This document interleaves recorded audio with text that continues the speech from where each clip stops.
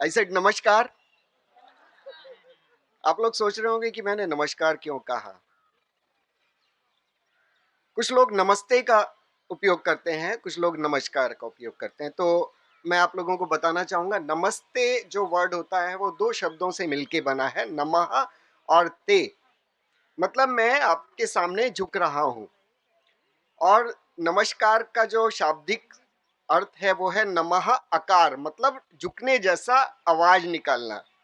झुकना नहीं, लेकिन झुकने जैसा आवाज निकालना है। और दोस्तों, यही आज का सत्य है कि हम बताते हैं कि हम कर रहे हैं, लेकिन हम करते नहीं हैं।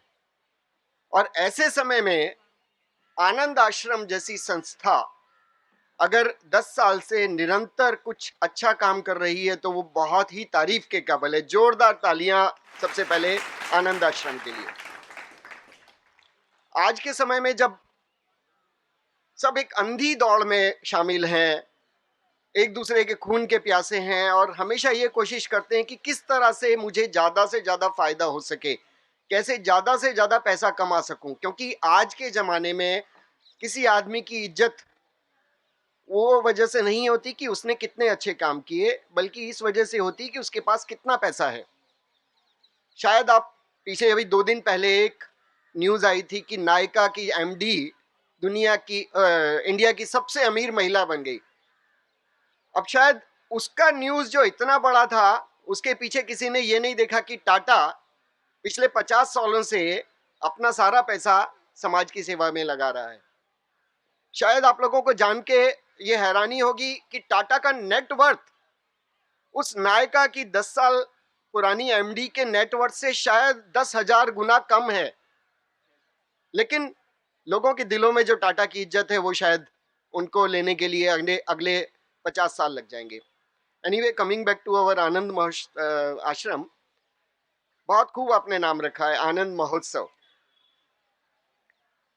ये 2 साल के निराशा के बाद एक जरूरत थी कि लोगों को एक आनंद मनाने का अवसर मिल सके, और वो भी ऐसे खुले माहौल में जबकि हमारे आजू बाजू में पेड़ हैं, लोगों के चेहरे हैं खिलखिलाते हुए, मास्क नहीं है चेहरे पे। ये माहौल बहुत जरूरी था। ऑफ कोर्स मास्क जरूरी है सेहत के लिए, लेकिन थोड़ा मास्क निकाल के बोलना भी बहुत जरूरी है और कानों से सुनना भी बहुत जरूरी है। हम लोग जो पिछले 2 साल से एक वर्चुअल दुनिया में जी रहे थे, अब वास्तविक दुनिया में आने का समय आ गया है। आरती जी बोल रही थी कि साहब, ये जो आनंद महोत्सव है, हमने हमेशा आपके चेहरे पे आनंद ही देखा है। कितनी भी मुसीबत आए, हमने आपको कभी निराश होते हुए नहीं देखा। तो क्या कारण है इसका? मैंने उनको एक बोला कि बड़ों से सीखने को बहुत कुछ मिलता है। हमारे चावड़ा साहब हैं जो हमेशा मुस्कुराते रहते हैं, तो हमने भी सोचा हम भी कोशिश करते हैं। और दूसरी बात यह है कि सब, जब खुशी होती है तो हर एक आदमी मुस्कुरा लेता है। आदमी वो होता है जो मुश्किलों में मुस्कुराता है। सो अब आप बोलेंगे कि साहब, मुश्किल में मुस्कुराना कौन सी अकल की बात है? मैं आपको एक ही चीज बताऊं, जब भी मुझे कोई प्रॉब्लम होती है, जब भी कोई तकलीफ आती है, तो मैं सबसे पहले भगवान को धन्यवाद देता हूं। You know why? आप भी सोच रहे होंगे यार ये क्या आदमी है कि सब तकलीफ आती है और भगवान को धन्यवाद देता है। सिंपल सी बात है, भगवान क्या है? भगवान हमारा मूर्तिकार है जिसने हमें बनाया है। आज तक आपने कोई ऐसा मूर्तिकार देखा है जिसने अपनी मूर्ति अपने हाथों से तोड़ी हो? शायद नहीं। तो क्या भगवान हमें तोड़ना चाहेगा? वो अगर हमें कोई मुसीबत दे रहा है तो उसके पीछे उसका एक विश्वास है, एक हमारे ऊपर भरोसा है कि हम उस मुसीबत को पार पालेंगे और उस मुसीबत से बाहर निकल जाएंगे। तो अगर भगवान हमारे बारे में अच्छा सोच रहा है तो क्या हमें उसको सोच के खुश होना चाहिए या उससे नाराजगी जतानी चाहिए? तो हमको भगवान को ब्लेम करना चाहिए कि भगवान तूने मुझे क्यों मुसीबत दी, या उसको धन्यवाद देना चाहिए कि hey God, thank you very much, at least you care about me, you feel that I am strong. So this is the thing that we should always thank God whatever is the situation. Now Anand, अगर तकलीफ नहीं है तो आनंद किस बात का है? आप अगर तकलीफ नहीं महसूस करते हैं तो आनंद कैसे महसूस करेंगे? तो इसलिए तकलीफ आनंद महसूस करने का पहला स्टेप है। और हर रात के बाद जैसे सवेरा होता है ऐसे हर तकलीफ के बाद आनंद आता है। सो इसलिए आनंद इस बात का द्योतक है कि हम तकलीफ से गुजर चुके हैं। अब बात घूम फिर के जब हम आनंद और तकलीफ की बात करते हैं तो वो आ जाती है एटीट्यूड के ऊपर। एटीट्यूड, जो छावड़ा साहब का एटीट्यूड हमेशा से पॉजिटिव रहा है, और इसको देख के मेरे को एक गालिब का बड़ा पुराना शेर याद आता है कि तकलीफ को भी अपने फेवर में करना या तकलीफ को भी एंजॉय करना अगर कोई सीखे तो ऐसे लोगों से सीखे। गालिब ने क्या खूब कहा है, दरो दीवार पे उगता है सब्जा गालिब। सब्जा का मतलब होता है जो जब घर टूट जाता है और बारिश में उसकी दीवारों पे हरे रंग की काई जम जाती है तो उसको सब्जा बोलते हैं। सो घर टूटना तो परेशानी का सबब है, लेकिन काई जो है वो हरे रंग की होती है। तो उसको देख के गालिब ने कहा कि दरो दीवार पे उगता है सब्जा गालिब, हम तो उजड़े हैं मगर घर पे बाहर आई है। सो this is something which I would like to tell you कि सब attitude makes a big difference whether you are at problem or whether you are at happiness. Happiness lies within our heart. If we want to be happy, nobody can make us sad. If we want to make us sad, nobody can make us happy.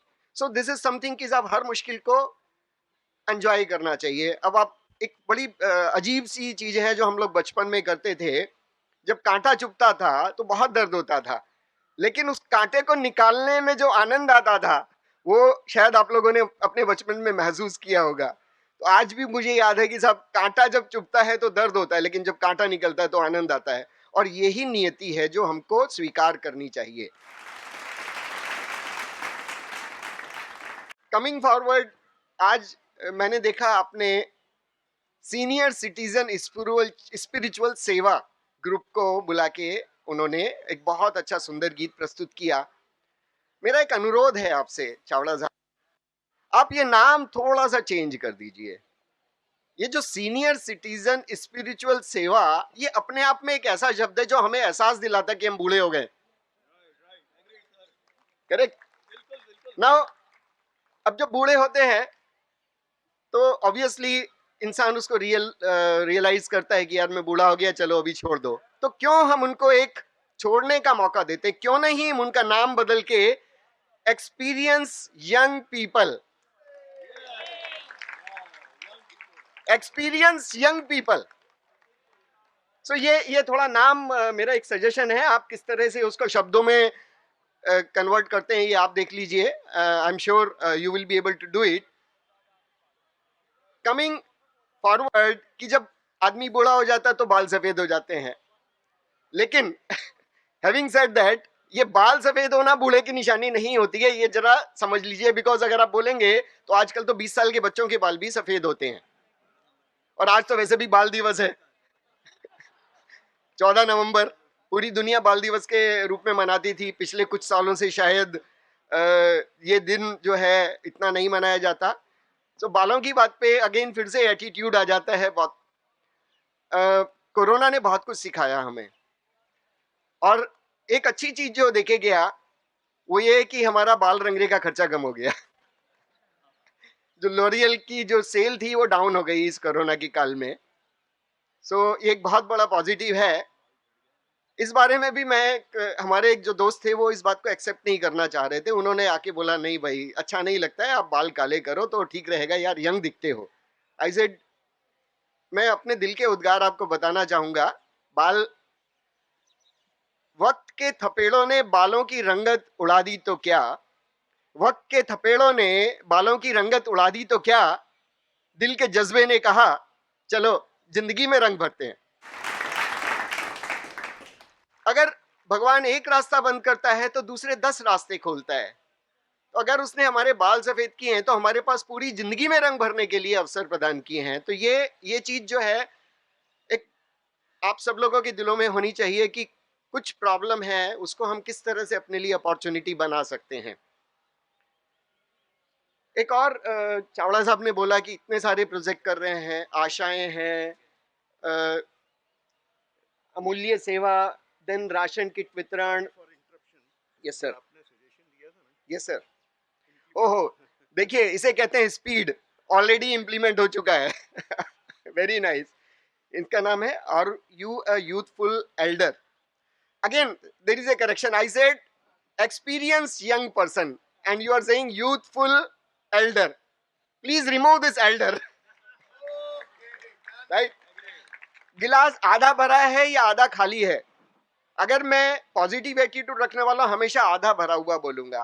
तो ये attitude को change कर दीजिए, instead of youthful Elder let us keep it experience young person. Thank you. अभी जवानों के लिए बात हो गई, एक्सपीरियंस यंग लोगों की बात हो गई है। अभी हमारी जो युवा पीढ़ी, यहाँ पे जो हमारे फ्रेंड्स बैठे हैं, जो बच्चे हैं, उनके मन में एक ख्याल आता हो कि सब हम क्यों जुड़े हैं अनाथ आश्रम से, हम क्यों बिना कुछ एक्सपेक्ट किए हुए यहाँ सर्विस कर रहे हैं। हो सकता है कुछ लोगों को आपके बड़ों ने गाइड किया हो सकता है किसी को इन्फ्लुएंस किया हो, लेकिन बच्चों एक चीज समझ लो कि आप जो कर रहे हो और आप जो यहाँ बैठे हो वो बहुत दूर तक जाएगा आपकी जिंदगी में। आपको इससे बहुत ज्यादा कुछ खुशी मिलेगी, ये मेरा मानना है। और इसके लिए मैं आपको सिर्फ एक एग्जांपल देना चाहूंगा। आप लोगों ने बैंक तो सुना होगा, बैंक में क्या होता है? बैंक में क्या करते हैं बेटा? बैंक में पैसा जमा करते हैं और कुछ लोग वही पैसे को लोन लेते हैं, राइट? इतना मालूम है आपको? जिस जिसको मालूम है वो हाथ उठाओ। एक्सेलेंट, सबको मालूम है कि बैंक में पैसा जमा करते हैं और कुछ लोग वहां से लोन लेते हैं। तो ये बताइए कि जब पैसा जमा करते हैं तो उसके ऊपर क्या मिलता है? इंटरेस्ट मिलता है, ब्याज मिलता है, आपका पैसा बड़ा होता है। और जब पैसा विड्रॉ करते हैं, लोन लेते हैं, तो क्या होता है? आपको इंटरेस्ट देना पड़ता है, मतलब आपको जो पैसा मिला उसमें से कमी होती है। तो ये जो काम आप कर रहे हैं वो एक तरह का बैंक डिपॉजिट है। आप ये मत सोचिए कि आपको क्या मिल रहा है, आप ये सोचिए कि आप क्या कर रहे हैं दुनिया के लिए, समाज के लिए। तो ये आपका डिपॉजिट है। जो डिपॉजिट जब आप जमा करेंगे तो आपके अकाउंट में एप्रिसिएशन होगा, और ये एप्रिसिएशन जो है, ये पैसा जो है, जो भी किसी रूप में आपको इंटरेस्ट के साथ वापस मिलेगा। तो जो लोग दुनिया से लेते हैं और जो अपने फायदे के लिए काम करते हैं, वो उनको दुनिया को ज्यादा देना पड़ेगा, और आप लोग अगर दुनिया के लिए काम कर रहे हो तो आपको ज्यादा पैसा वापस मिलेगा। तो ये एक संदेश जो है आप लोगों के दिमाग में जाना चाहिए।